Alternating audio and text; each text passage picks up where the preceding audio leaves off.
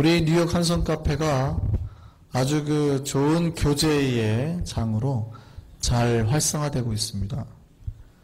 우리 카페에 들어와 보셨죠? 예, 자주 들어오세요. 이번 기회를 통해서 조금 돈을 세이브 하셔가지고 스마트폰 한번 장만하셔도 괜찮을 것 같습니다. 그러면 자주 들어오실 수 있어요, 카페에. 그냥 누르면 바로 카페가 탁 떠요. 우리 카페에 우리들의 이야기에 작은 영웅들이라는 제목으로 한때 글이 계속 연재가 됐었죠. 그래서 5회까지 되고 또 작은 용사들이라는 제목으로 1회까지 나왔습니다. 내용이 이런 거예요. 우리 삶 속에서 어떤 기억에 남았던, 나에게 어떤 좋은 영향을 주었던, 좋은 기억으로 자리했던 한 분을 이렇게 작은 에세이처럼 쓰셔서 올린 기억입니다. 그런 글입니다.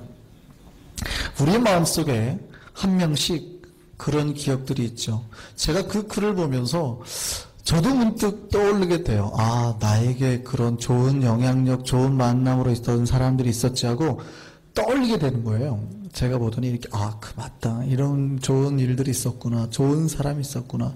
참 나에게 기쁨이 됐던 사람이 있었구나 하고 떠올리게 됐습니다. 우리에게 그런 사람들 한 명씩 있잖아요. 어떤 분에게는 어떤 사람이 아주 좋은 기억으로 남을 것이고, 또 때로는요, 최악의 기억으로. 나 만나지 말았어요. 저 사람은 진짜 내가 만나지 말았어야 되는데, 그런 기억으로 남는 사람도 있죠. 저에게도 그런 사람이 있습니다. 최악의 기억으로 남는 사람이 있어요. 군대에 있을 때 제가 고참이었는데요. 한 2주 고참이었던 것 같습니다. 2주 고참. 지금도 목사가 돼갖고 아직도 용서가 안 되나 봐요.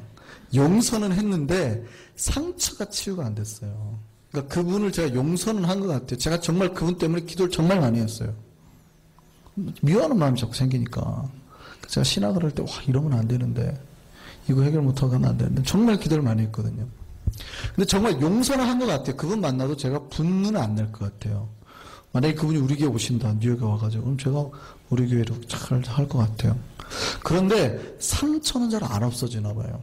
지금도 그때 상처를 떠오르면 막 이렇게 마음이 안 좋거든요. 제가 한 2주 고참이었는데,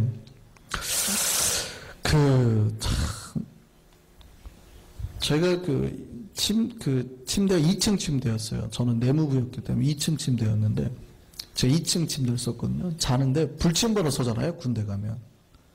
근데 불침번호를 깨울 때 보통 바로 제 위에 고참이었기 때문에 순서대로 이렇게 불침번호 서니까 꼭 제 앞에입니다. 그러니까 그 사람이 잠자는 저를 깨워야 되는 거예요. 근데 깨울 때 어떻게 깨우냐면 라이터로 발바닥을 지지는 거예요. 그렇게 깨워요. 뭐가 뜨거워 깜짝 깨면, 야, 네 시간이다. 이러는 거예요. 그리고 춥죠. 겨울에는 추우니까 외투를 입는데 아주 두꺼운 외투를 입어야지만 이제 불치면 2시간씩 버틸 수 있는데, 무기 창고 이런 데 설라면 이 두꺼운 외투를 앞에 서는 사람이 벗어줘야 돼요. 얇은 옷을 입고, 그러니까 야상만 입고 나가서, 물론 깔깔이라고 그러죠. 하여간 군대 내복이랑 다 껴입고 나가도 아주 두꺼운 옷을 입어야 돼요. 털 달린 거 여기까지. 그걸 딱 입어야 되는데 그분이 딱 벗었더니 갑자기 눈 위에다가 그냥 던져버리는 거예요. 이해를 못 하겠는 거죠. 제가 부대 제일 막내, 내무반 제일 막내였으니까 고참들이 일어나는 시간보다 1시간 먼저 일어나야 됩니다. 그 부대는 좀 독특해. 1시간 먼저 일어나서 고참들 신발 다 준비해놓고 정리해놓고 난로를 피워야 돼요. 제가 이제 밖에 나가서 조용히 난로를 피우는데 갑자기 뻘떡 이제 자기도 일어나야 돼요. 막내, 그쪽도 저쪽 분대 막내니까. 일어나고 나가는 제가 밖에서 피우고 있으니까 그 난로를 그냥 발로 쾅 차가지고 못 피우게 하고 가는 거예요. 야, 정말 너무 한다고 싶은 거죠. 고참이 저를 이쁘다고 하면 할수록 더 미워하는 거예요. 그리고 쟤 잘하지 이렇게 하면 막 빈정대는 거죠. 좀 저렇게 하겠습니까? 이렇게 왜 그런지를 이해를 못해요. 더 놀라운 거는요, 그 사람이 제 대학교 1년 후배였습니다. 물론 저 앞면에 있는 사람은 아니죠. 과는 다르니까. 그러니까 저는 도대체 이해가 안 됐어요. 제대하고 학교에서 그 사람을 만났습니다. 그래도 제가 존대를 했어요. 군대 고참이니까 잘 지내요 하고 이렇게. 근데 더 이상 말은 하기가 싫더라고요.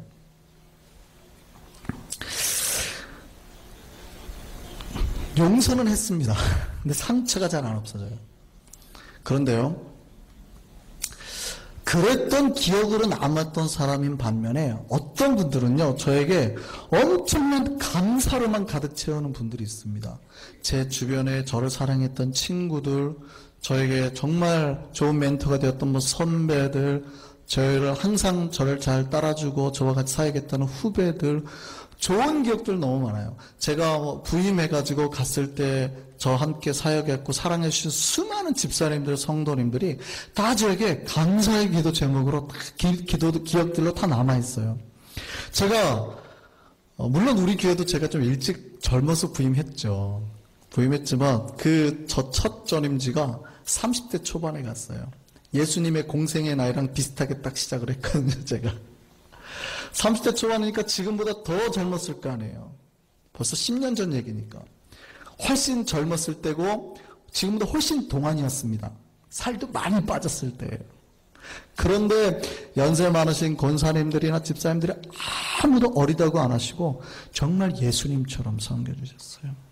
그때는 막 신대원 졸업하고 막 힘든 일도 좀 있었거든요. 전셋집도 날아가고 막 교회에서 상처도 받고 막 너무 아파가지고 이 이성만 가득 차가지고 눈빛이 막 예리예리하고 눈에서 막 시퍼런 기운이 나갈 때였어요.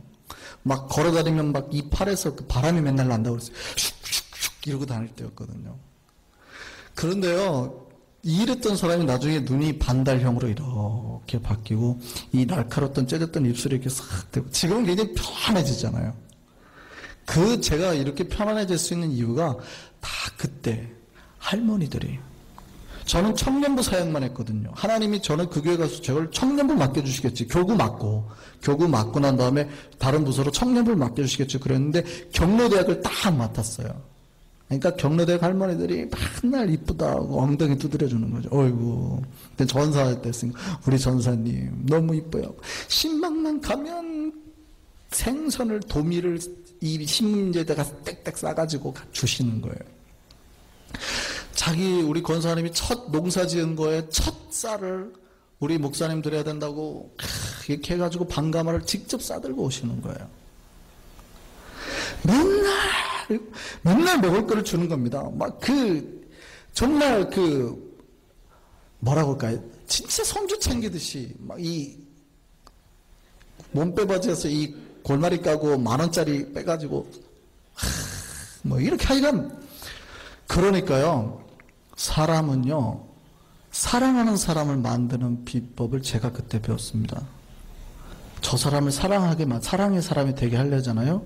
사랑을 많이 주면 됩니다.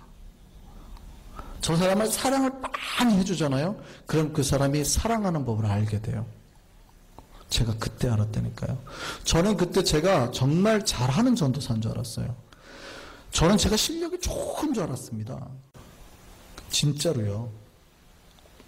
저는 그러려고 노력했거든요. 신학책부터 철학책까지 제가 다, 웬만한 의학책까지 제가 다 봤으니까요. 도서관에 가면 하루에 20권씩 30권씩 앉아갖고 책만 봤어요. 왜냐하면 목회자는 그 정도 해야 된다고. 저는 진짜 제가 설교 제일 잘하는 줄 알았다니까요. 가가지고 제가 제일 잘난 줄 알았어요. 근데 이게요, 얼마나 건방지고 교만한지요. 사랑이 없는 거예요. 사랑이 없는 거예요. 그때 알았어요. 나중에 그것도 한 2년 3년 지나고 제가 사랑을 받고 난 다음에 알았어요. 저분들이 얼마나 위대한지. 이 시골 할머니들이 맨날 이 시퍼라고 건방진 이 전사가 전사 아무 말도 안 하고 계속 해주는 거죠. 사람이요, 변하기 시작하는데요. 이게 배에도 살이 좀 오르고요. 이게 입꼬리도 이렇게 싹 벌어지고요. 눈이 이렇게 또 동그랗게 변하면서 진짜 사랑이 뭔지 알겠더라. 내가 너무나 예수님과 안 닮게 살았구나. 말은 전도사였지만 그때 알았습니다. 그때. 사랑은 받으니까 사랑할 사람이 되더라고요. 우리 교회는 모두 다 우리 교회 오는 사람마다 사랑할 줄 아는 사람으로 바꿔서 보낼 수 있는, 파송할 수 있는 교회 될 줄 믿습니다. 그렇게 되더라고요. 그러니까 제가 그분들만 생각하면 아직도 가슴이 막 벅차요. 만나고 싶어요. 제가 광주로 왔잖아요. 한 달에 한 번씩 선생님들이 저희 집에 찾아왔다니까요. 집사람들이 한 달에 한 번씩 회를 보내요. 그러니까 광주에 있는 교육자들이, 목회자들이 도대체 어떻게 목회를 했길래 그러느냐.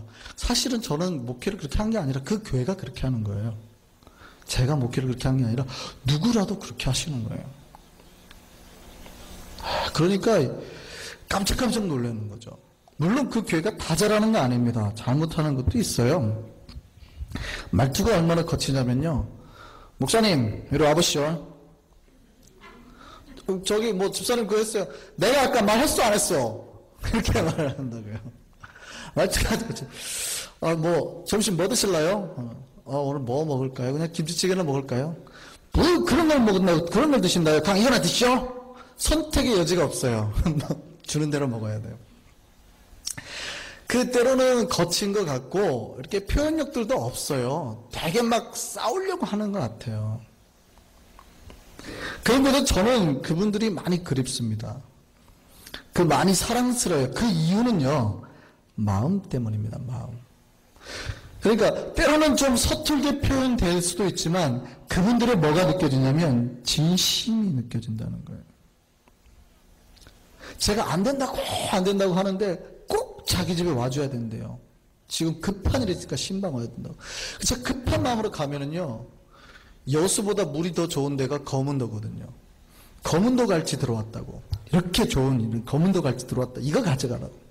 거짓말 하는 거죠, 사실은 저한테. 신방 와달라고 해놓고. 그런데 그분들의 마음이 느껴지죠. 왜냐하면 사람은요,